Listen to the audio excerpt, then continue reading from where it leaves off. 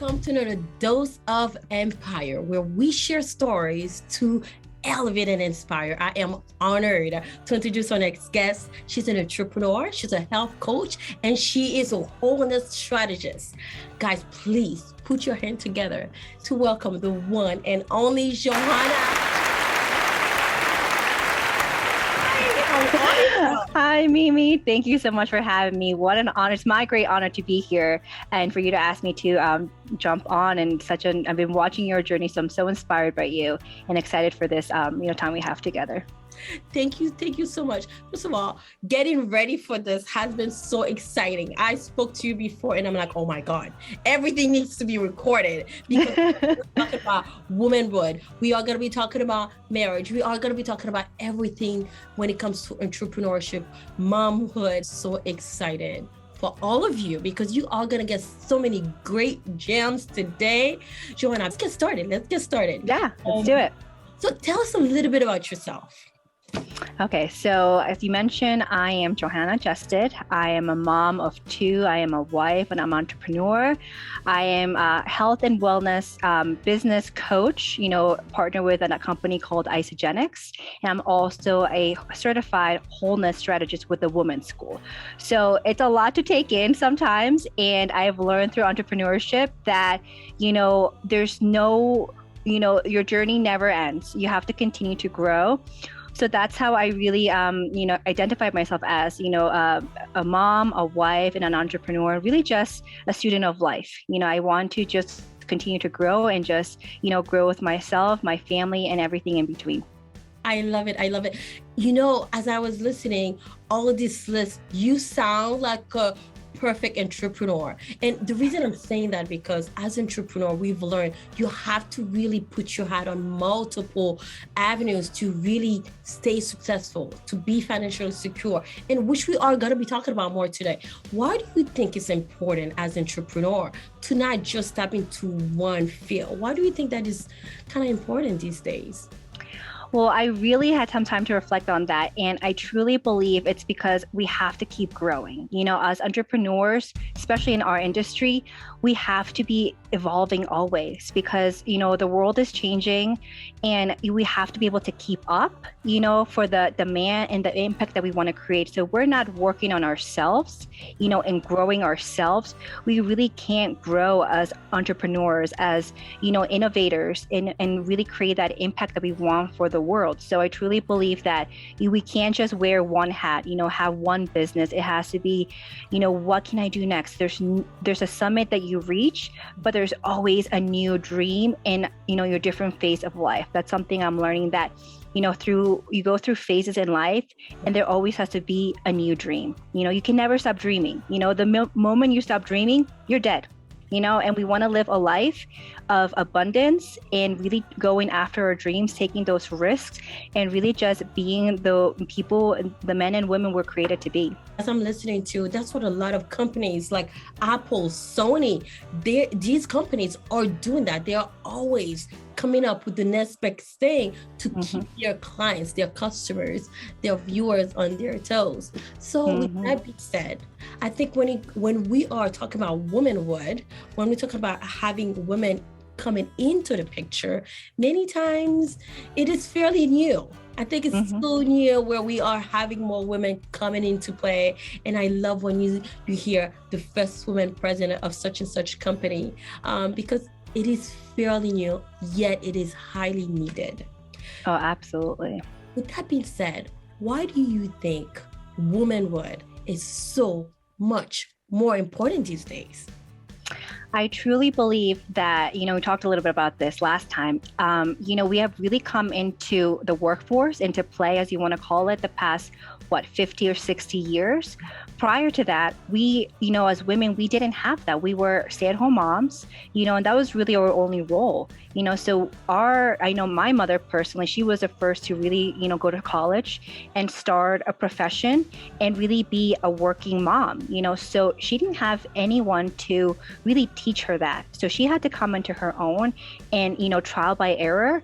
And then, here I am, the second generation of, to go to school and, enter the workforce. So I truly believe that it is so important. And, there's so much an emphasis on that because this is where we're coming up. We're just getting started, I like to say.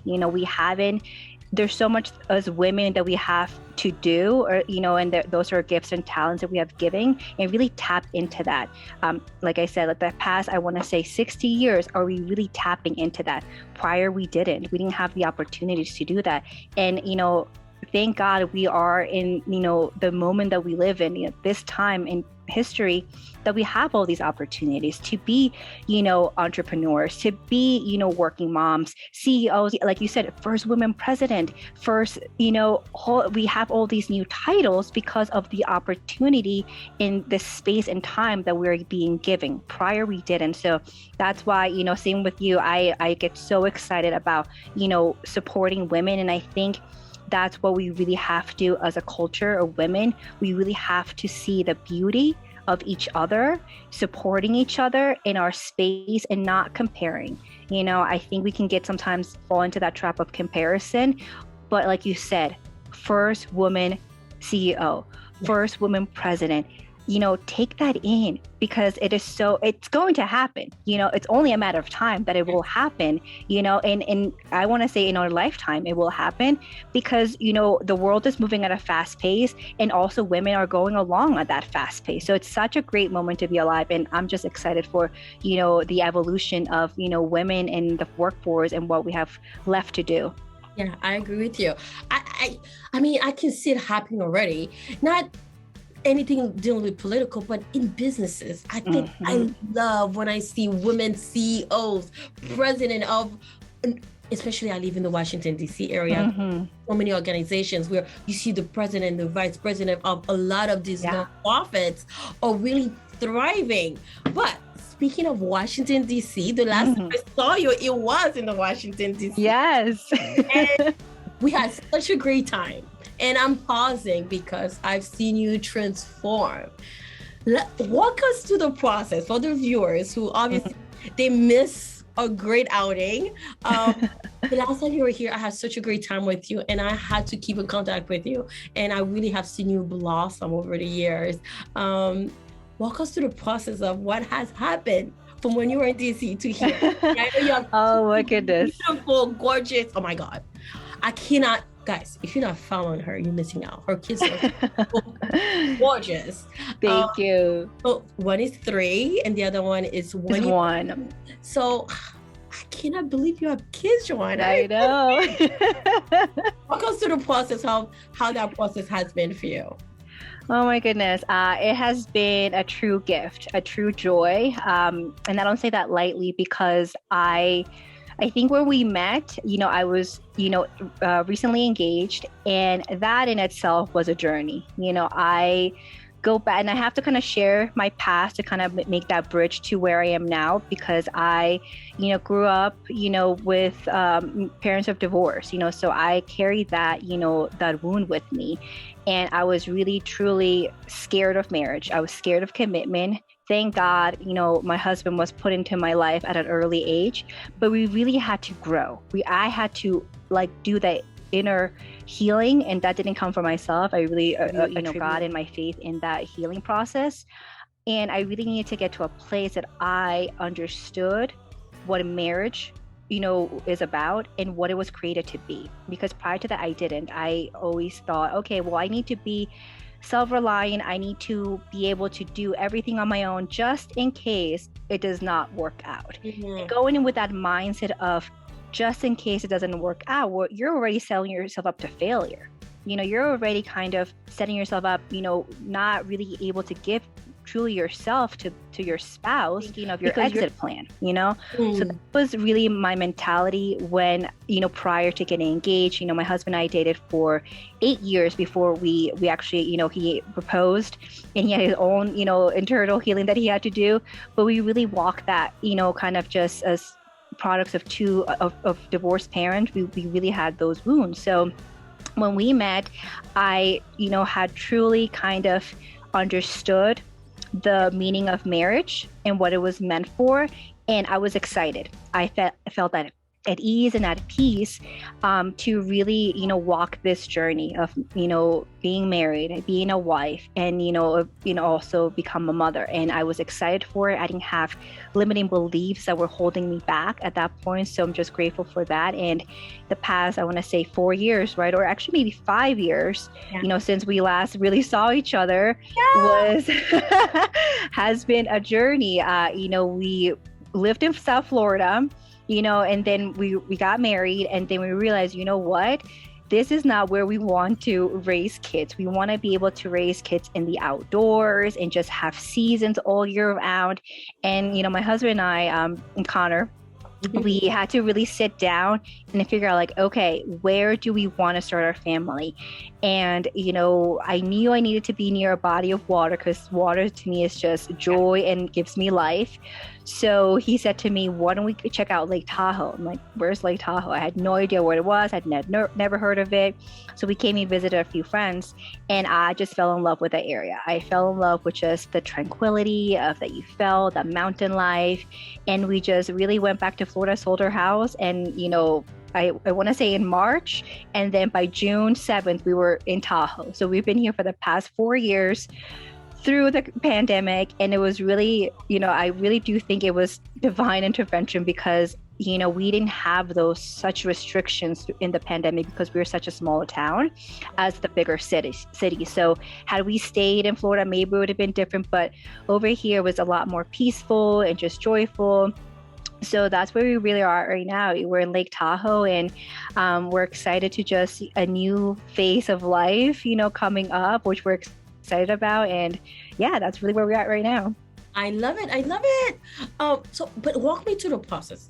2 beautiful kids and marriage and a new house. But you talked about you did not see marriage before. So what made that switch for you? I know you talked about your faith was a good, obviously uplifting point. What would you say to anyone maybe who feels that way? The reason I'm asking, as entrepreneurs, we many times, especially as women, we get so laser focused. Oh my God, my business is my baby. And many times you don't want to, many times people don't even cannot see how marriage and being married and entrepreneurship can even merge, or many times people find it very difficult to see the two merging. And in addition, when we're adding kids, it's just an additional, it can be more work. What would you say to anyone who probably has that fear where they're afraid of the married life or the kids? Yeah. Who really want to be as an entrepreneur, when maybe deep down they really want those things, but they cannot picture the two really happening. Yes, and I think it's kind of like a 2-part series. And I say that because first you have to build that foundation in marriage in your significant other. I think for me, where I was scared of marriage was because I didn't see that foundation in my parents. I didn't know that, your spouse could be your best friend, could be your partner, and we're called to be life-giving in our marriage. So I didn't grow up seeing that. And so therefore, you're a product of sometimes of your environment, of what you know. So when you grow up, especially divorced, kids that come from divorce, we don't see that. So it's either we jump into relationships that might not be the best for us, or like myself, there's a big commitment issue that I'm not ready yet. This is not the time, because I didn't understand, marriage. And I say that I didn't understand marriage because, I've learned that marriage is called to be life-giving. It is, that spouse is, in a sense, yes, he is not your, and I don't sometimes like the term of that is your soulmate, that is your person. I think sometimes we're, painted this picture of this perfect man and everything, and there is no perfect man and there is no perfect woman. We are imperfectly, but how we lift up, carry our crosses every day to make ourselves better. So I truly believe that in marriage, we're being called to lift each other up to be better versions of ourselves, and that means challenging one another, not letting that person be complacent, supporting each other's dreams. So much goes into this, and I would love to have a marriage topic on that in itself. But what I can say is that when I really understood that, marriage could be beautiful, and marriage was life-giving, and marriage is, called for, as cradle Catholic, in holiness, where your spouse is called to help you, become a saint, get to heaven. So when I really understood that, I'm like, okay, all right. So I have some work to do for myself. I had to really, start designing the woman, that I want to be, the wife and the mother. So that is something that, if you don't have those graphs, those, points of, that marriage is life-giving, that, marriage is meant, for your sanctification, and that marriage is, where, it's not perfect human beings. It's, you're imperfectly in this together, and you carry your crosses every day. And that is the reality and the beauty of marriage. It's going to be joyful, and then there's going to be sorrows as well. And you have that commitment to each other, that commitment that is, divine, and that does not go away. You have to constantly work at it and grow together. So when I fully understood that, I was like, okay, now I have work for me. There's work for me to do. So that's how that was the first part. I needed to get to a point that I understood the meaning of marriage. That, feeling confident and secure in my relationship, and feeling that foundation with, with my husband, you're open to having kids. You're open to life, because you feel secure, you feel loved, you feel chosen by your spouse. When you have all that kind of checked out, not like the perfect man or the perfect home or whatever, but where you feel valued and you have that, like life-giving love, you're able to not fear going into, motherhood, because that person is with you. So motherhood is sometimes, I love, talking about motherhood, but let's not also forget the role of fathers, and they have to go hand in hand, So when you don't have, a spouse that supports you and you feel loved, you're going to look into motherhood as scary, as something that it's too much for you to handle. But what if you had a man that supported you, supported your dreams, that loved you, and that held your hand, every step of the way? You're going to have more of a peace of mind when it comes to having kids and motherhood. So I think the biggest thing and the biggest gift you can give to your kids, it's really, I want to say, it's qualifying the man that you choose, to be your spouse. I think that is number one. And I talk to my friends who are single, that you have to really design the man and really manifest it, pray for it and journal like who you want, to marry, because that person is going to be your life partner. That person is going to walk through, the joys and the sorrows of life, and you need someone to really be there for you and pick you up when you feel you can't, and stand up for you when you feel you can't, and vice versa. I know something that I'm a fierce, when it comes to my family, to my friends and my husband, I will defend him some people like, you defend your husband, I'm like, not that I defend him or honor him or brag about him, but this man has changed so much. So I think it's also important to just be aware of that, person in your life, because that person in your life, it's either going to uplift you or put you down. Yeah, I could not have agreed with you more. I was having a conversation with my friend. I think I was in California. If you're watching, you know who you are. But we were talking about this. Unfortunately, she didn't have a good marriage. And now she's going back. I believe she was going back to school. But the idea of, she was like, oh no, I'm not ready to date anymore. And I love her to death. So if you watch, I know you are. The reason I'm asking that question, really to give you that scenario of many times, a lot of time we have people saying, oh my God, I want to finish this project first before I can even entertain a relationship. Yep. The thing, what would you say to that? Because I had my reservation with that idea, because as I'm listening to you, I 100% agree. But I also think this is where the religions come into play. So I don't believe in God. I do apologize. But I do think God is in control many times. And the idea of putting, not wanting a relationship and putting the project aside. How do you feel about that? Well, I truly believe it's about integration. You can't compartmentalize your life. You can't be like, I need to finish this and before I can do this. And that's how I felt. I felt like, I was in dental school prior to entrepreneurship. So I'm like, I can't get married or engaged until I finish school. I had limited myself all the time. And we hear that all the time. I had limited myself. I can't do this. I can't do that, because I need to do this. But also I'll touch on this, and that's also, I think sometimes the mindset of women that we have, that we need to do this before that. But if you look at, some men, they're going to medical school while they're getting married and having a family, and I feel there's a much higher percentage of men that do that than women, because it's like we don't think we have the skill sets to, be those professionals, wife and mother. Yeah. So with that, I think that is a topic in its own, but we have to develop our self-worth and our skill sets to really believe that, yes, I can go to dental school, I can get my doctor's degree and still be a wife and still be a mother. I can do it, and it's letting go of those limiting beliefs that we have to choose this or that. You can have it all. It has to be integrated.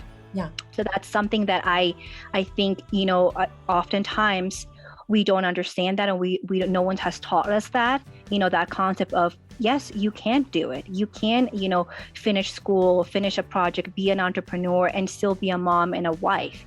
And that's something that I would love, culture to really just have that shift in thinking, especially for us women and entrepreneurs, that we don't have to have it all checked out and then have kids, because then that paints a picture of, kids are not going to bring you joys. They're going to take away your freedom. And that's so far from the truth, that it's going to take away your freedom, as opposed to becoming a mother and becoming a wife. It's challenging, but it's helping me grow in ways that I never thought I could. So now looking at my journey as an entrepreneur, because of what I started when I was single to where I am now, I have more purpose. My mission is bigger because of my kids and my husband, as opposed to doing it for my own. It's almost like because I'm married, and because I do have kids, I am dreaming bigger and I want more things. I love it. I could not have agreed with you more. With that being said, I'm not going to negate the fact that the fear is there for a lot of people. But my question to you is, how have you managed to balance both? We can't leave the fact that there are some challenges when we are taking care of kids, when we are taking care of our household and being an entrepreneur at the same time. What has been one of the key ingredients for you to really be successful in managing all of those three things? Yes, and something I had to learn, because it did not come to me easily. So for me, I would have to say it's routines, rhythm, and discipline. And that is the same way you would run a business. You need to have, schedule your meetings, schedule, whatever you need. The same thing, it comes into running your household, as I like to work in blocks of time. I work from home, so I have to make sure that, when the kids are taking a nap, I am, utilizing that time, productively. And also, my husband and I, we schedule date nights. Friday night, it is our date night. That is where we look forward to at the end of the day, no matter what is happening. We put the girls to bed, and then we're out. Thankfully, we have my mom, so she has the babysitter. And if you didn't, we would hire a sitter to have those date nights. And I think it's so important to really integrate everything, to have a thriving business, to have a thriving marriage and a thriving family. Because when one is not, doesn't have that, it's not high up there or doesn't feel fulfilled, it's off balance. So it's really lifting all of them up, the three things, to really just have that peace of mind, because I can't be just, hustling and working hard on my business and feel that I'm neglected my husband and I neglected my kids. and that's something it could start small, but it becomes a compounding effect. So it's really just honoring, time management. That is something that for me, I had to, just really learn and become disciplined, getting my 8 hours of sleep, having a morning routine, having a night routine. All these things are essential. And sometimes that means having to say no to things that don't serve me. I really had to learn, that sometimes, okay, you know what, going on that coffee date or just doing that, it's not serving me. And really just surrounding myself with women, like yourself, that are really just hungry for growth and are just wanting to be a better version of yourselves. And it's putting those boundaries, having that discipline, having those routines, scheduling, vacation, scheduling that date night, scheduling everything. I'm not saying you have to be, your schedule can be flexible. It can, but just having that bigger picture in mind all the time and just really sticking to it as much as you can. I love it. I know you have few recommendations when it comes to merging it and staying on track, which we will talk about more later on. But share a little bit about your background. You mentioned it sounds like almost a picture perfect, right? The reason I'm asking because a lot of mothers or wannabe mothers and entrepreneurs are watching this. They're like, okay, she sounds like she has it all together. Perfection. Yeah, so, far from it. But you have grown and polished the skills, and because I know a little bit more, walk us through the process of a little bit of your past and how having that routine, having that discipline, having the rhythm to really merge it all. How has your past got you to the point you are today? Okay, that's a great question. Can I just give you a little background? I was born in Peru. I came to the States when I was 5 years old. Thank you. We have the best food. And so then I went to Machu Picchu and oh my God, I need to go back, obviously. But it's a great place. By the way, when was the last time you were in Peru, by the way? We were there. So my husband and a few friends and my Julia was 8 months at the time. We went literally 3 weeks before pandemic hit, and you were, had we gone, a month later, we would have been stuck for 8 months in Peru. So we were so close, but it was such a joy. I got to go visit and see family members and have Juliet meet them, and my husband also for some for the first time. So it was a true gift. I truly believe that your past does not define you, but rather it helps you learn lessons that will pull you forward into the direction that you want. And it's truly our responsibility as individuals to, be accountable and also, want to grow into the people we want to, that we're being called to be. So for me, I grew up in Peru. I came to the state when I was 5, but my early childhood, again, I think it's a two-part. I grew up with my. Can I just paint a picture? Peru was going through a tough economic period, so my mom got let go of her company after 15 years. So she was kind of forced to be a stay-at-home mom for the first time. And my dad just, wrestled with a lot of things internally that really didn't allow him to just be the best husband and the best father that he could be. And we kind of grew up in a toxic environment that, there was domestic abuse that I saw at an early age. And that, was really something that, when we moved to the States and being away from that, I truly believe that was the biggest gift my mom could give me, not to grow up in that sort of environment. And, moving to the States and just being, having these, freedoms and just that healthy environment was such a gift to my upbringing, and to my self-esteem. Because I truly believe had I grown up in a toxic environment, my self-esteem would have been not where it is now. And not to say that, I have the greatest self-esteem, but I would have had to go through a lot more hurdles Yeah. to be where I am now. So I truly believe in divine intervention in just, my mom made the decisions to leave my dad behind and move to the state and start fresh, so that was, coming, being the product of immigrant mom and just, learning the culture and everything. That kind of made me a little bit feel that I had to do the mindset that I had to do everything in a perfect way, because I owed my mom so much and the sacrifice could not go unnoticed. So I really, from an early age, I carried that with me. I carried that I had to do everything, just check all of the lists and just be this perfect little girl, and not make mistakes or risks, kind of stay in a safe square, I call it.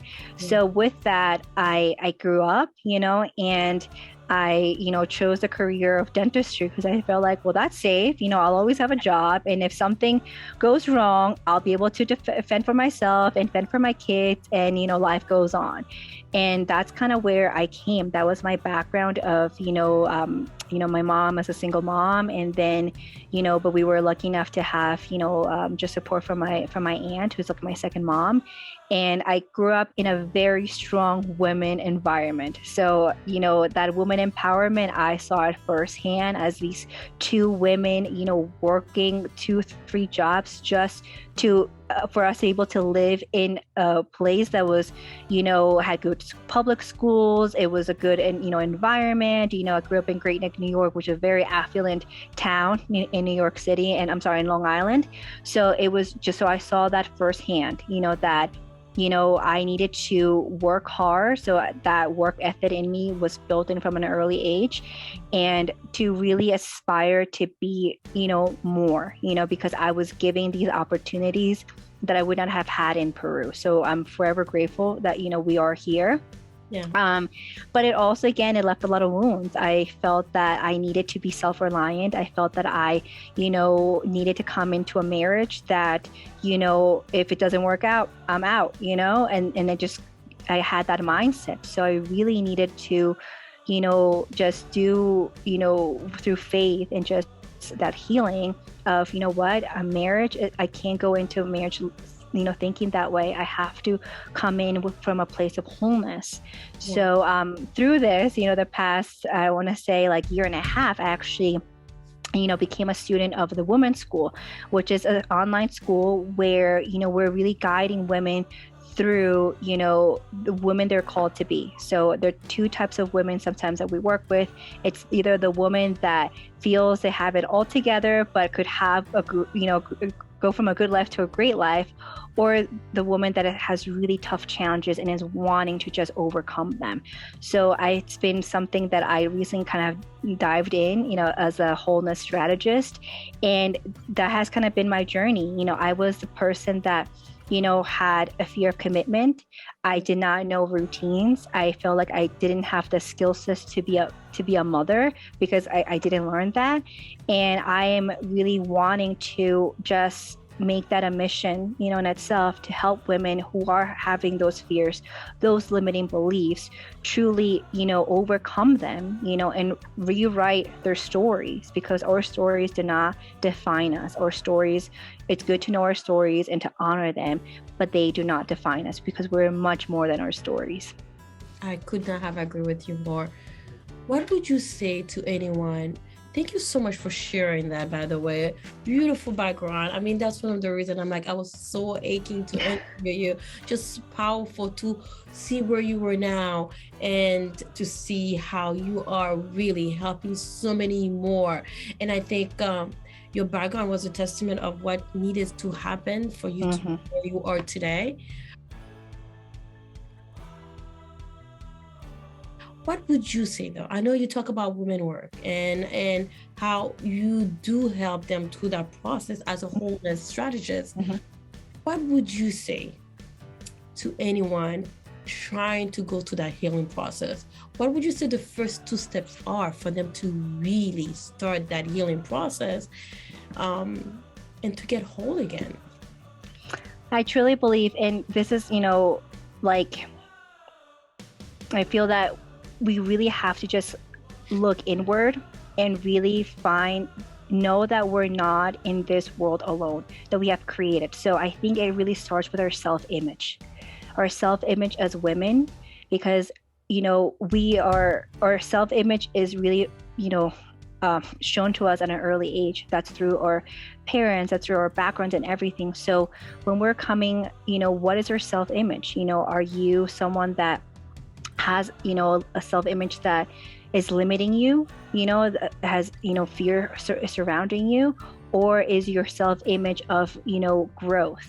So those are the first step, where assessing where you are in your life, having that self-awareness. Where am I? And also, where do you want to go?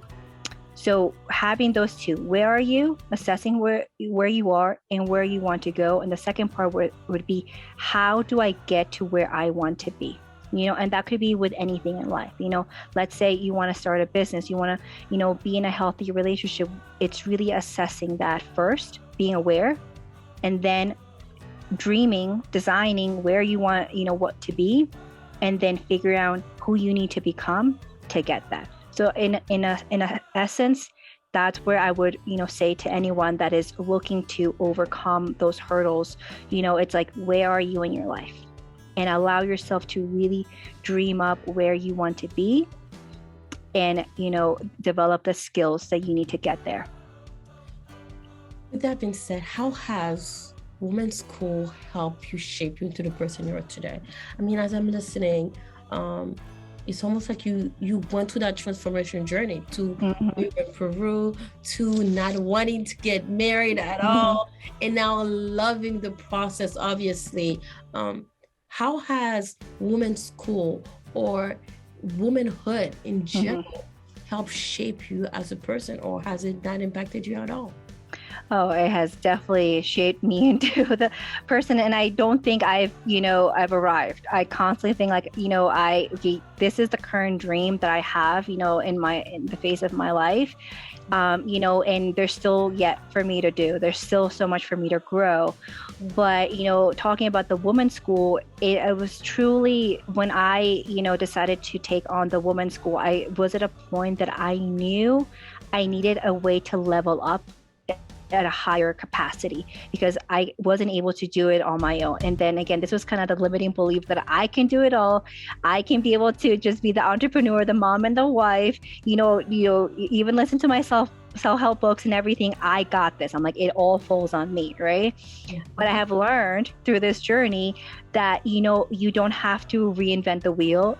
There are tried and true ways to really level up your skill sets in your journey. And that's through mentorship and that's through accountability. So I think the Women's School for me has been a great mentorship for me to just really become self-aware of where I was. And, again, designing where I want to be or when I want to go in this phase of my life, and giving me the skills that I had to really learn to get there. And that was through routine. I was someone that I used to thrive on, the hot mess express. And I would say, I do great under pressure. Like, this is where I shine. And I did.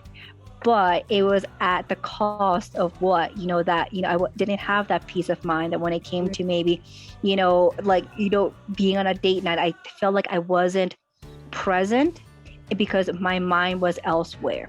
So what has been the biggest gift through this, Women's School journey was that I am now able to just be self-aware, when I'm not being present and when I am. Because that was something that, I felt like I wasn't paying attention to maybe my kids because I was thinking of a business call that I had to jump on, or, during date night or quality time with my husband, I was, scroll trolling or whatever. So now I'm more disciplined, and it's like, this is, the time with my kids. And I do not pay attention to anything else. That is my gift to them. That is my time with them. When I'm with my husband, I am with him. I am not looking at my phone. I am not taking a phone call. I am dedicating my time with him. And when I'm in with my business, that's my business. I'm not taking, personal calls. I am not taking, so it has really helped me to just become more intentional in how I utilize my time. I love it. We talk about mindfulness, being in the present, especially in our personal lives, but I think it has to be translated into the business where we are keeping time away. Family time is different, and then business time is different. And especially as an entrepreneur, I think what the pandemic has done, where people are more than ever working from home, therefore they're merging the two. What would you say is one of the most dangerous traits an entrepreneur can have? Either they're in a mentorship position or they are in a managerial position. What have you seen to be a dangerous trait that they have? Well, I think there's more than one dangerous trait, to be honest with you. I think sometimes as entrepreneurs, especially, I don't know about you, but myself, I used to be someone that I can turn off because I'm so passionate about what I do that I can't turn off. And that is, dangerous, because then that consumes you and that's your life. And it's so great to have that passion and that drive and that hustle. But if that consumes you, where is your marriage? Where is your relationship? Is your family life? And it cannot, because at the end of the day, I want my kids to remember me as a mom that was present. I want them to remember me as someone that, loved them for who they are and, supported their dreams and their talents, and not someone that was so busy with getting all the to-do lists that I didn't have time to slow down. Yeah. So, what I want them to remember, a mother that was peaceful and joyful. So that is true. The dream of the season of my life is to really walk in peace and joy in all aspects of my life. And that is my business, my marriage, and, my friendships and my family. I agree with you. When we talk about entrepreneurship, I think one of the many reasons, and correct me if I'm wrong here, one of the many reasons I think you find entrepreneurs doing multiple things and sometimes merging everything at once, and which I don't hear enough talk about, is the financial part of it. What would you say when it comes to finances, especially for women entrepreneurs? And I'm sure any entrepreneur watching this can learn from this as well. What would you recommend, or what do you see lacking when it comes to the financial part of it, forcing many entrepreneurs or inspired entrepreneurs to really even get started, or even to even go on to follow their passion or even their mission? That's a great question. I think that it really, when an entrepreneurship, when you're having that startup, and that cost, for you to start your own business, it can be, for some, you're spending all of your life savings or whatever it may be. So I feel like it puts you in a place of sometimes scarcity, a mindset of scarcity, that you have to really protect this project, this business with everything, because you have nothing else, But if you look at, the millionaires, the billionaires, and one book I love, it's The Millionaire Mindset. They are constantly investing in different things that's, generating income for them. So it's not just one thing that you focus on and give all your all, because if that doesn't work, then you don't have, what do you have left? As opposed to coming from abundance mindset that, I am able to create money, money comes easily to me. I create new businesses with ease, changing that mindset from a scarcity mindset to an abundance mindset. Also in entrepreneurship, it's so needed, because just because you're an entrepreneur does not mean that your mindset is abundant, because sometimes you're so scared of this, that you have, that you don't want anything to get in the way, that you don't, open up the doors to other things. You don't open yourself up to do different things that could also, benefit you. Now, looking inward, what is one of the most important risks that you took, either as a mother, as a wife, or as an entrepreneur? And as I'm listening to your life story, I know I can pinpoint so many different risks that you took. But from your point of view, what is the most important risk that you took? I think for me, and I've reflected on this a lot, and I always say this, it was taking the risk of walking away from dental school and start my network marketing business. I felt like I didn't have that background in, business, but I knew deep down that, dentistry was not for me. And it's for some, but it was not for me. I truly felt that I was made for more. And not to say there's anything wrong with dentistry, that, it's not a great profession. I think it is. It's something that, you're passionate about. But I realized that I was doing it for the wrong reasons. I realized I did it for the money aspect, the security. I wanted to be secure in my life, and that I guess I wanted to live in my comfort zone, so the minute I walked out of that comfort zone and I needed to really, step into new shoes and new leadership, that was scary, but it has been the most rewarding because it has truly brought me to the place where I am now. It taught me to really, personal develop. I fell in love with personal development, and that's really what led me to become a wholeness strategist with the Women's School. It has also helped me to help people just get into a healthier lifestyle, and also, create additional income. So there's so many benefits that came from making that choice.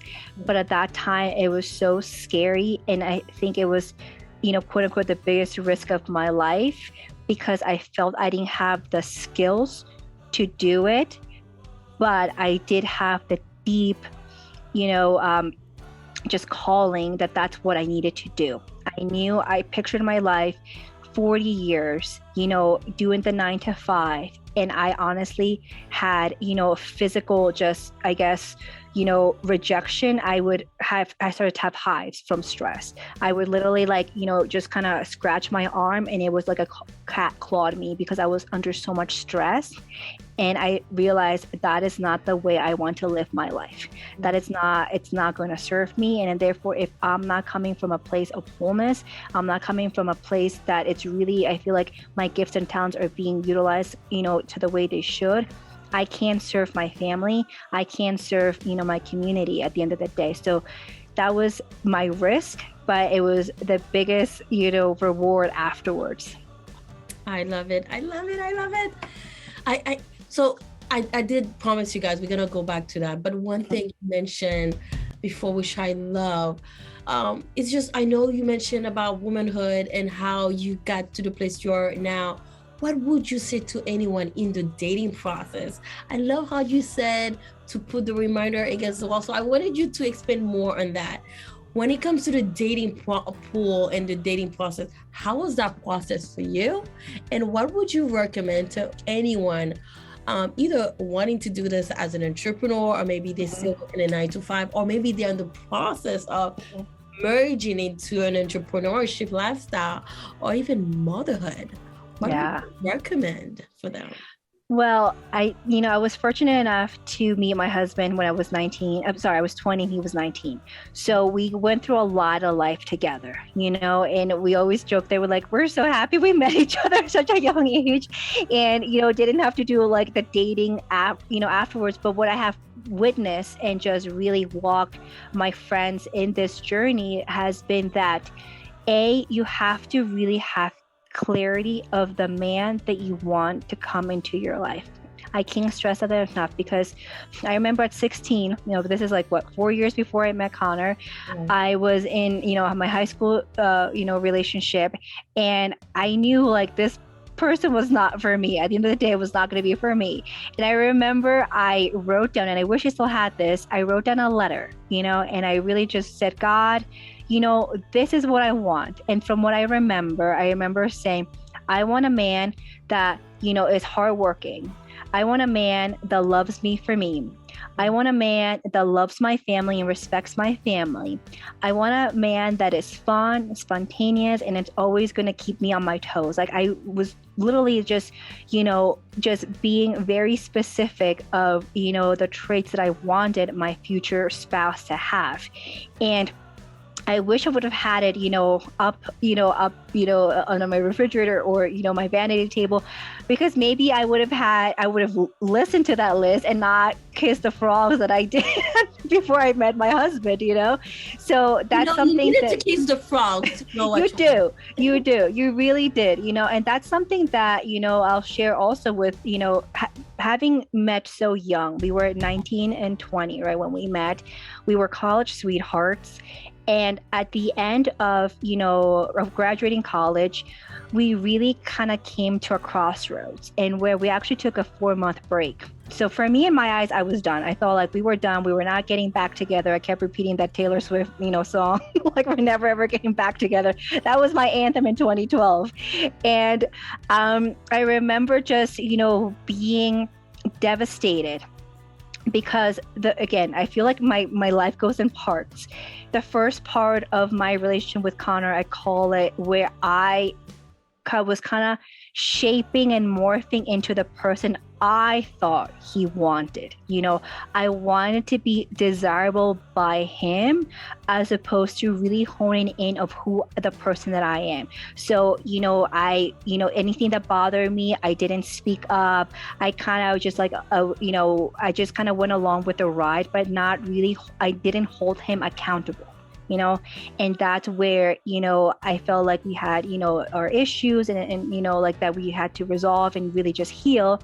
So when we took that 4-month break, we really needed to just reflect and see, is this the person that, I want in my life, and I truly, again, it's about detachment. So at that point, I felt, nope, like if we're breaking up, this is it. Like I have to really detach myself and know. And I remember praying and saying, God, if this man is for me, give me a sign. If he's not for me, please take him out of my heart.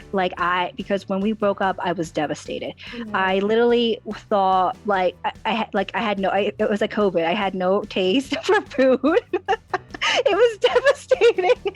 I literally felt like I saw the world in black and white. And that made me realize I cannot put my everything in a man, because that's not what we're being called for. This man is not my everything. And I can say this, and we've talked about Connor, let's say one of my biggest fears, it used to be that, like, God forbid something happens to him and I am left a widow. What would happen? And that is still something, a fear that I have, like losing my family, my loved ones. But I realized if that were to happen, I would be okay, because I have, worked on myself, and I know that at the end of the day, I have God and I'm not alone.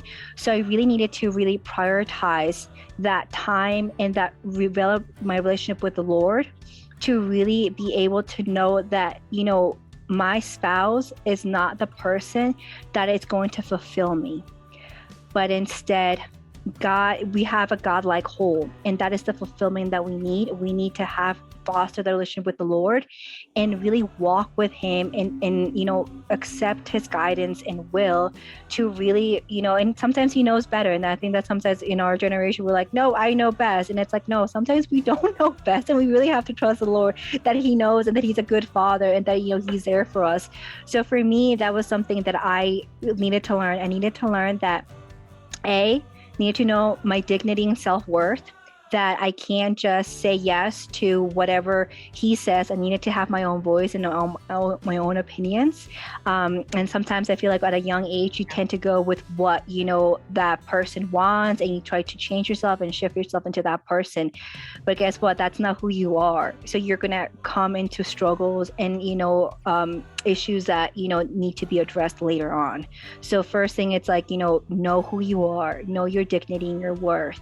The second is really foster that relationship with the Lord. Know that the person that you marry, the person that you choose to marry, is not going to fulfill you, and that knowing that, it kind of just takes off the pressure, because I know that, I am not the person that's going to fulfill Connor, that I am allowed to make mistakes because I'm a human being, and he's allowed to make mistakes because he's a human being. Because if I put him in a pedestal and that he is this like my knight in shining armor coming to my rescue, no, we already have a savior, that's Jesus Christ, that sometimes we can do that as women. We idolize, we get the Hollywood, like this person completes me and this person this and that.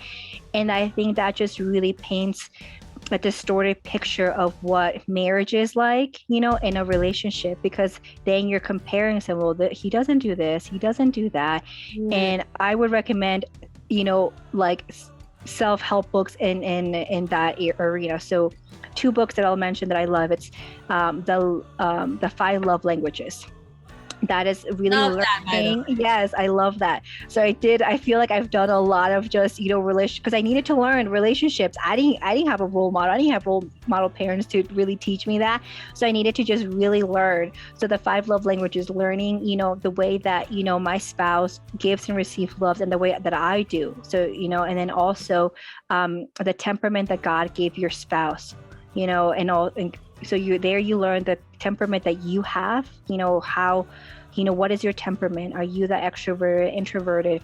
And where is your husband, and how the ways that you guys can really understand each other and love each other and have a life-giving marriage. So those are 2 books that are off the bat that I will recommend, that I think every single person, single, married, or a mother should read, because it is just it just paints a bigger picture into, building a family, building a family that's going to be life-giving and just beautiful marriages. I love it. And the reason I love that story, and especially the part where you wrote down what you needed, and it's almost like this prayer to God, is when we have a business, as an entrepreneur, we're talking about even Apple or Sonic or even any type of business, they all have a mission statement. Yeah. And business plans. Yeah. It's almost like the core foundation of who they are, of what that business. Now, if you go back to Apple, their business mission statement has transformed, been updated, has been revamped, and changed over the years. And the reason I love what you said about writing it down is we should have our own mission statement, our own prayer to God. Not only say it, but also writing it down. I'm like, oh my God, I should have been doing that. Yeah.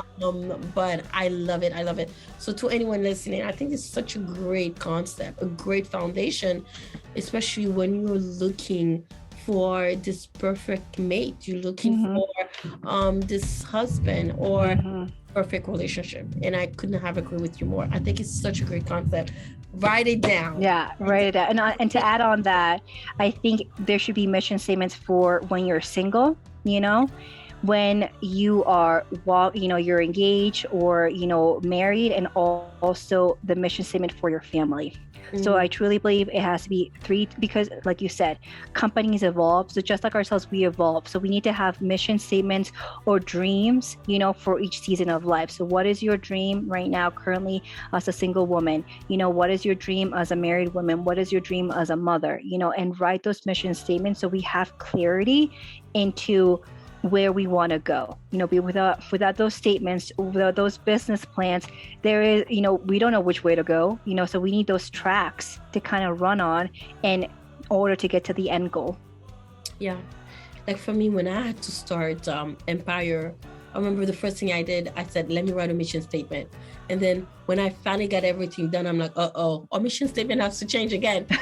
So many times. So as you said, we evolve. And as well, don't be afraid to write it down and then look back of where you started and where you are now. And I love how you said, when you were a mother, when you were single, and when you married, those are 3 different characteristics and phases of your life. And I think you should definitely write it down. So with that being said, how do you now maintain your mission with your vision?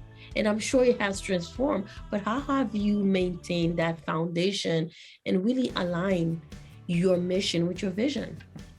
So I truly, from an early age, I always felt that, calling to help others. That's why I feel I walked in the healthcare space, because I wanted to be of service. I wanted to use my gifts and talents to help people.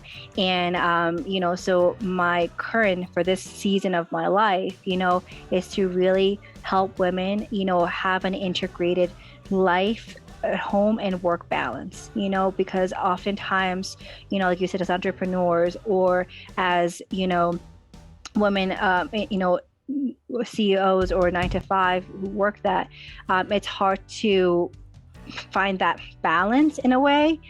But what if we could have, a school, which is a women's school, somewhere where you can have that integration and really learn their skill sets. So for me, my heart and mission is for that entrepreneur woman who is wanting to find that peace, have a thriving business, have a thriving family, and have a thriving marriage. So those are the three things, the kind of the trifecta that my mission is, and my vision is to really, like, as a large scale, is to help, our current generation, become the better version of ourselves as women, so we can make that generational shift. So our daughters, I think about my two little girls, my Juliet and Gabriella, I want them to know, that, no dream is too big. I want them to just dream so openly. I want them to know, how much they're loved, that their dignity and their self-worth, I want them to know that they're daughters of God.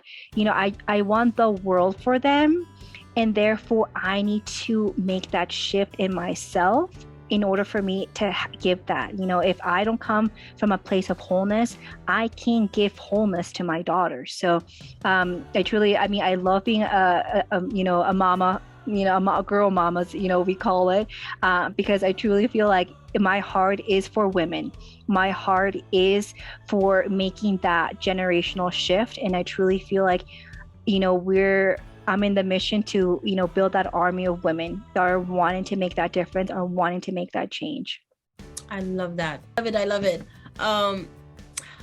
Johanna, I have to ask. Obviously, Julia and Gabriella, you are going to be their inspiration. There's going to be no doubt about that. Thank you. With that being said, who do you look up to for inspiration these days? There's so much really I look up to. First and foremost, I really do, my faith is my number one. I feel like I look to the women in scripture, and I don't, I like to look at the women who were bold. I look at Esther, taking that risk, being bold, sacrificing. So I look to, the women heroines in scripture. I look to, just the saints. I think back of Saint Celie. She was a womanpreneur, and she was, I believe she had a business of lace, and she was a mom to 8. So I look to moms that are entrepreneurs, that have big families, and I'm just so grateful through, my different, businesses that I'm able to have, just this relationship with these women. And I'm constantly seeking women that have what I want, and there's so many of us, I don't think I have to specifically have a specific person that, like, let's say Mother Teresa, or, to inspire me. I'm inspired by you, Mimi. I'm just inspired by, just your gifts and your talents, and just how you carry yourself. So I am really just inspired by women who have that, je ne sais quoi, if you want to call it, that are doing things that I'm like, man, you know what? If she can do it, so can I. What do I have to learn to do it? How can I develop my skills? And I study them. And I try to, learn my craft better. So I truly believe you are the sum of the 5 people you surround yourself with. So I keep a very close circle. I have a lot of acquaintances, but when it comes to my close circle of friends, I make sure that, the women that I have in my life are, again, having that mission statement from my friends, who do I want as my friends?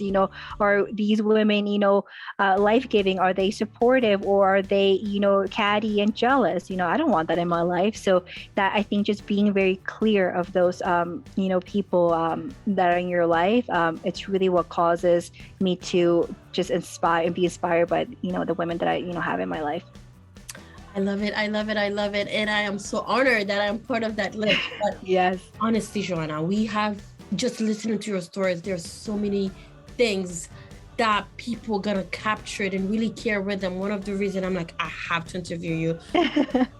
Everything you have shared with us so far. When we talk about marriage, we talk about womanhood, we're talking about the idea of being disciplined. And I think you left nothing out to share your story, being in an abusive relationship as a child and wanting to transform and give your two beautiful daughters something totally different. And I think that's what we all thrive for. And I know the essence of it can be challenging sometimes. And I love how you mentioned discipline. I think it's sometimes one of the key to success. And obviously women's school, but I'll share even more. And I think the reason I love the concept of what you stand for, and we joked about that last time we chatted, is, oh my God, our things align so many ways. But what I love about women's school is just the fact that you have a system for the general public, for women to really join and follow that system. That honestly is something I'm already doing. But I think for a lot of people, I think having a step-by-step system where you have someone like Johanna, who is a wholeness strategist and really walking you to step by step and making it very individualized to you specifically. And we're looking at you as a person and looking at you as a whole. And I think that's what I'm trying to do almost every day, at least every 2 months. You're doing it. It's a lot of work. It is, but it's discipline, like you said. It's that discipline and really keeping that, what's going to keep you going, and not, because sometimes you have to develop those habits, and and at the beginning it's going to be tough because you sometimes don't want to do it, but that discipline is what's going to set you apart. You look at successful people, and then they're like, show me your calendar and then I'll show you, like, what is it, my success or something like that. But it's so true. Show me your calendar. What are you putting in there? What are you prioritizing? What is it that is, driving you every day? And if it's blank, then, you're just, going by the motions. There's no sense of clarity. There's no sense of purpose or drive. And something that also the discipline and routine that Jeremy Donovan talks about is in the women's school is that, when you don't schedule, when you don't have a war plan, as we like to call it, weekly war plan, you're taking more energy, having to figure out what you have to do, as opposed to taking that hour, once a week to really plan it out. Like you said, you have put in your spreadsheet or have, like me, I like, my writing things down. I love that pen and paper just feel like it just makes me feel good, so whatever it may be, I really encourage you to just write it down, because it's going to take away your energy from trying to figure out and remember the things that you have to do, as opposed to just having to open up your calendar, open it up in the computer, be like, oh, I have this, and the night before or the week before. No, it's so true. When I go back to, I have been so honored to work with so many Fortune 500 companies. Guess what? They write everything down. They plan 1 year report, and they plan months in advance and years in advance. They are looking, where do we foresee ourselves 10 years from now? Now, let me tell you something. It doesn't always happen, because I'm looking at this, especially now I'm buying more stocks and I'm looking at their report. I'm like, that's not what you said was going to happen. Right. That's not what you said was going to happen. But that's okay. It changes. Yep. When you come with that same mindset, and I think I like to even take it a little bit further, operate almost as if you're a Fortune 500 company. Yes, already. Yes. Because you're thinking success already, you're thinking, and you're really not leaving anything behind, and really having that weekly plan, like you mentioned, that is where you have to start. I mean, can you imagine if Apple didn't know what's going to happen next week? Yeah, exactly. What their new product is, what their new product is working, what would happen? There'd be nothing, God. So there is something about just having that discipline, that having that routine, that it's really going to help you achieve your goals. And like you said, it might not always happen, or putting that dateline, dateline on your goal. And for example, I'll give an example. For my husband and I, last year, we're trying to figure out where we're going to do, where is a new phase? Are we going to stay here in Nevada? Or are we going to move away? And I won't give any secrets out yet, but we really put a date on it. And guess what? That is coming to fruition. It's currently working itself to come to fruition, because when you have the big picture in mind, you're also able to say no to the things that don't serve you. But if you had no schedule, you could say yes to everything and think that saying yes is good. But in order for you to achieve your dreams, you have to be able to be disciplined and say no. You know what? That right now, that vacation, it's not really going to serve us, because, it might take away from, the income, and it also might take away time. And, that is our biggest asset. It is, where we put our time and our energy, like, it's so crucial. My goodness, I could not have agreed with you more. I remember when I was starting to becoming more into the real estate industry, and I remember I was saying no to. Now I work hard, but I like to party even harder, right? Yes. And I remember when I wrote down, okay, we are definitely gonna start buying this particular real estate, and my finances were like, this is where we're staying. We're not buying anything. We're not getting anything. And just really looking it down. And I really started saying no to so many things, like you mentioned. Yep. And it was just so hard. It was, but it was that discipline, because you're like, okay, we're like, do it for this. We're like keeping that goal in mind. And then it helps you, because it gives you that self-mastery, that self-discipline, that often that is so needed. And it's not about just doing, and that's something I'll say about going back to the dangerous trait of entrepreneurship. I think sometimes when people say, I'm like, I can be my own boss, I can set my own hours, a schedule. So it's like, you just think you can do whatever you want, but it's so far from it, because when entrepreneurship, sometimes you're working like long days, long weeks. There isn't that like, I can get up at whenever I want and this and that. And that was me when I thought, okay, I'm like, I'm leaving school behind. I want to be my own boss. I want to own my time. Yes, that comes with it. But at the beginning, you have to be self-disciplined. Yeah. You have to have your morning routine, your night routine, schedule your meetings, get your exercise in, have healthy meals. Everything is so disciplined that, there comes freedom in the discipline. And that's something that I think culturally sometimes, we think of discipline as not having freedom, that gives you limitations. But when you're walking in self-mastery and self-discipline, you're able to just really come into more freedom. And that's ultimately what we want. We want freedom in our lives, right? Yeah. But it comes with discipline. It goes hand in hand. Yeah. And I go back to, this is one of the reasons women's school works. Yeah. Because when we're talking about being an entrepreneur, you are the brand. And when you are the brand, mentally, you have to be okay. Fitness-wise, you have to be okay. Your home has to be okay. Financially has to be okay. Family has to be okay. Because as an entrepreneur, let me just say this, and I know not everybody wants to hear this. Entrepreneurship is not for everyone. I don't think enough people say this. And I know a lot of people want to be influencers. They want to be have a YouTube channel. I encourage everyone who wants to do those things. At the same time, just like you mentioned, if you don't have a wholeness strategist, just like Johanna, this is a great way to start as well. But if you're not willing to put in the discipline to actually get it done, I think that's where a lot of people like, oh my God, I didn't do enough. And sometimes there are gonna be times where you've done so much work and you're like, oh my God, is it working now? Yeah. It's working. And I think that's where having that discipline where you are doing it over and over and over and over. And I go back to Apple again, just because that's something we all know.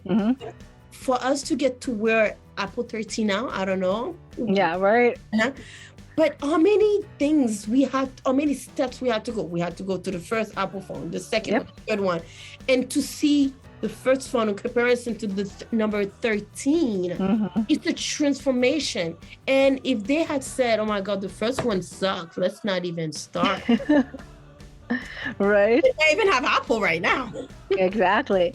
But it's that discipline, because with that discipline, you're able to create that something that's habitual, right? It becomes second nature. When you have those routines that morning, it gives you that freedom that, you're able to implement your time better, and I think that's something that as entrepreneurship, like you said, is not for everyone, but it is for the people that are willing to put in the work, the hard work, and sometimes the no rewards, but stay long enough in the game that you will see, the fruits of your labor. This is something that, when you're going into entrepreneurship, it is not a steady paycheck that you receive that Friday or, whenever it might be. It is something that, you are working and you're earning the more as you develop your skill set. So it's forcing you to, like you said, stay on your, A game in all the arenas of your life. That is through your fitness, your mindset, your family, your business, your wealth, and everything all comes so integrated and together that, it's not for everyone, because it's a lot of work. It's much easier sometimes it is to just go and be told what to do and just, go and follow. And that's okay, because that is, the world needs that. We all need that for the people that are, just dreaming and wanting more, that know that their gifts and talents are made for more. Yeah, entrepreneurship, but know that it takes work, and know that it's not just after 1 year, it's not success and you're done. And I tried it and I failed and you moved on. It's like, how do you develop your skill? How do you improve your discipline in order to get to where you want to go? And we are almost coming to an end, but I cannot end without asking that question. I think, as you mentioned, entrepreneurship takes skills. It takes a lot of mindset. But last thing I would say is, you cannot do everything alone. And sometimes we need a skill set to even get to the next stage. How would you say Women's School has helped and could help women to get to the next stage? And I'm asking that question because a lot of people are probably will watch this, right? Watch this out. Okay, you guys are talking about discipline. You're talking about doing this. You're talking about hard work. I'm working hard right now. Yeah. But it's not just about working hard. I like to say this, but there are obviously so much more to it. It's about working smart. So I think Women's School can do that. Walk us through the process to anyone listening, and we're almost coming to an end, and how Women's School can really help you work smart and not just working hard. Oh, absolutely. For just a little background, the Women's School was created by Jenny Donovan, and Jenny Donovan has been mentoring women for the past 20 years. So that in itself, you're having, a guide, through the Women's School that has, been mentoring women for 20 years, and she really came with a mission to really, change self-worth, women's self-worth one woman at a time, right? So with that, you can go to read all the self-help books and everything. That's what I did. And I learned so much from it. And I would not take that time away. But when you enter a mentorship program, a mastermind class, or whatever have you, you're growing at a higher speed as opposed to you doing on your own. Just how you would have a running partner, right? Accountability. Let's say you want to run a marathon, often you're looking for accountability. Someone's going to do it with you to hold you accountable. Well, that's what the Women's School is. It's giving you the skill sets, but it's also holding you accountable to where you want to go. Here I have women sharing what they want to do. I'm like, okay, this is, we're dreaming bigger. We're coming up with an action plan, and we're, for the season. So it is all, there's so much that goes into that, but you need that mentorship. You need that person who has gone before you and mentor you to where you want to go. So I truly believe that, that's in entrepreneurship, that's in life with everything. You always need to be looking at mentors, to get to where you want to be. Yeah. And the reason I love it so much is, now you mentioned about, as women, we did not used to be in the boardroom. We used to be mothers and working from home, and now we're merging, working more, and we have been growing in the last 50, 60 years. But men have been doing it for ages. And you know what happens? They go in groups, they chat with each other. They're like, hey man, what have you learned from what happened with your business? That's what the boys club were, right? Yeah. That's like they had their thing, they had, their school right there. But as women, we haven't had that mentorship. So here, I think it's more than ever that, women empowerment to really come together as sisters and really like help each other level up. Because I don't believe it's a competition of men versus women. I truly believe it's, as women, what are our gifts and talents that are so unique to the world that the world needs, and how can we support each other to bring that about, so that I would love to see that the culture, just shift in that way, that we're not comparing, and coming from a scarcity mindset, but as opposed to just an abundance mindset when it comes to, empowerment of women. Here we have so much, like, I feel like the world's an oyster right now. We're in a place and time where we are giving so many opportunities more than ever before. And here we have the opportunity to really just shine as, the unique, women we're created to be. I could not have agreed with you more. Oh my God, Johanna, so many good information today. And I think anyone second guessing, please go ahead and follow her. All her information is below. And I agree with you. This is where you need to be, especially if you want to learn more. Having those step-by-step, someone that can help you hold you accountable, but also have the latest when it comes to how to manage your business. What is in the know? What are all now? When you have a group of women who are doing entrepreneurship skills set, doing it days in and days out, you learning the do's, the don'ts, the ugly, and what worked, what didn't work, and you can learn from that information and see, okay, they did that. Okay, maybe I'm gonna try something else. Yeah. That collective collaboration,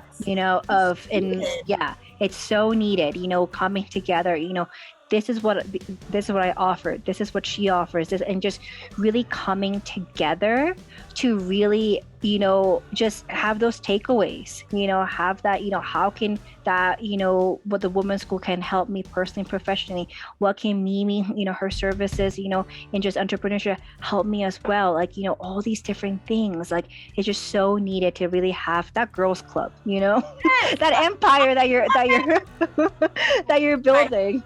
Building that empire and that girl club for sure. Listen, billionaires mindset, right? Billionaire mindset. I'm even trillionaire mindset. Yeah, that's because it's no longer millionaires, more like billionaire mindset and trillionaire mindset. You have to utilize all your resources. That's how you get to the next level. Yep.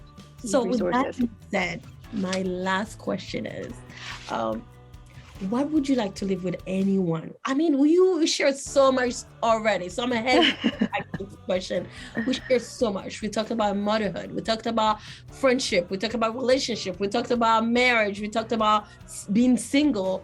We talked about entrepreneurship. And obviously, we talked about women, work, school. What would you like to live with anyone listening? As an entrepreneur, as a mother, or anyone?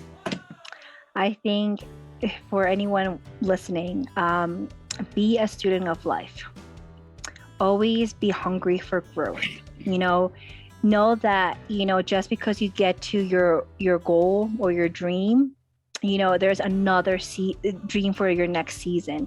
So when you're continually, growing, you don't stay complacent. The moment you stay complacent, I feel that's where you start to complain. You're not grateful for the things that you have. But if you have an open, mindset of growth, and you want to constantly be learning, and just learning from one another. I mean, there's so much to learn. Every person has their own story, and just can really inspire you and really help you just see things differently, different perspectives. So, I think it's just constantly being a student of life, never stop learning, never stop growing. I love it. Thank you so much Thank We're gonna you. have to do this again just because Yeah. I feel like there's so many more subjects we could have dived more, especially Yep. marriage and Yeah. being single and dating life. Mhm. So, and obviously entrepreneurship. What Yeah, is that? absolutely. I will not steal any more of your time. I can see us chatting again for sure. Absolutely. Hopefully you'll give me the time. But Johanna, today was a pleasure, honestly. Thank so you, much. Mimi. Always a pleasure. Thank you. You're amazing. Thank you for holding the space for me and just really having a heart of service. I truly believe that, you are such a light and a blessing. And then anyone that comes in contact with you, I'm always never talk. I'm like, this was amazing. Like, I'm so happy. Like, that just made my day.